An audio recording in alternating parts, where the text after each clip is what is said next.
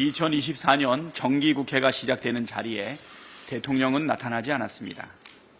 윤석열 대통령이 또다시 국회 탓을 하며 어제 제22대 국회 개원식에 끝내 참석하지 않은 것입니다. 대통령이 국회 개원식에 불참한 것은 1987년 민주화 이후 37년 만에 처음 있는 일입니다. 지난 2년 반 동안 오만과 독선의 폭주로 국민을 업신여기고 21번의 거부권으로 국회를 무시해온 윤 대통령이 국회 상황을 핑계 삼는 것은 그야말로 적반하장의 극치입니다. 윤석열 대통령은 국회가 국민의 대표 기관임을 선서하고 국정운영의 동반자임을 선포하는 국회 개원식마저 거부한 역대 최악의 불통 대통령으로 역사에 기록될 것입니다.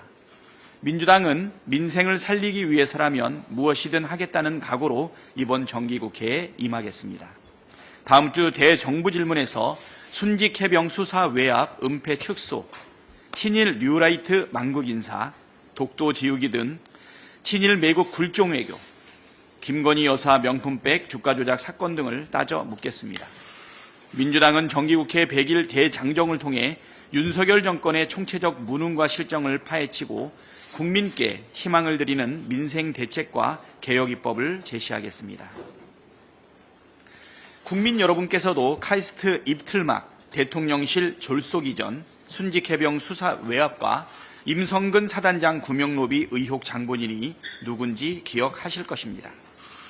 02-800-7070 전화번호의 주인공인 전 경호처장 김용현 국방부 장관 후보자입니다.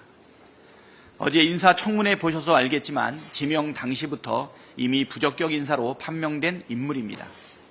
국회의원과 카이스트 학생 입을 틀어막은 과잉경으로 충암고 동문 대통령 신기만 챙기는 사람이 자기 목숨을 바쳐 나라를 지킬 수 있겠습니까? 김 후보자는 도감청과 영공 방어에 취약한 용산을 석연찮은 과정을 거쳐 대통령실로 점찍었습니다.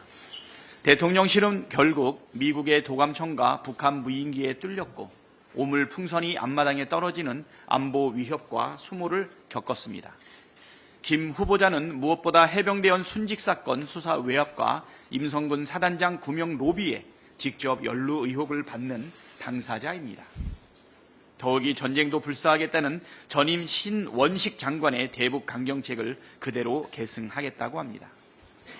우리 국민의 안전은 뒷전인 채 전쟁 위기와 공포만 고조될 것입니다.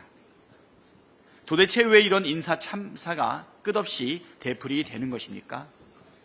윤석열 대통령이 국민의 목소리에 귀를 막고 야당의 충고를 무시하기 때문입니다. 부디 국민을 두려워하십시오. 다시 한번 충고합니다. 한동훈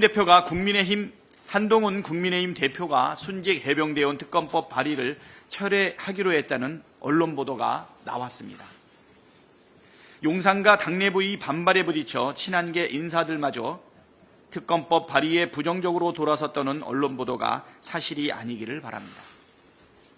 집권여당 대표가 국민께 한 약속을 이처럼 손바닥 뒤집듯 쉽게 저버리는 것은 국민에 대한 도리도 아니고 정치 불신을 낳는 지름길이기 때문입니다.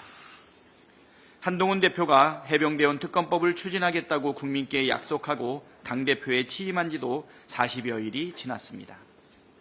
민주당은 제3자 추천안을 포함해 한동훈 대표의 제안을 전격 수용하겠다고 발표했음에도 불구하고 추가 조건만 갖다 붙일 뿐 아직까지 명확한 답을 하지 않고 있습니다.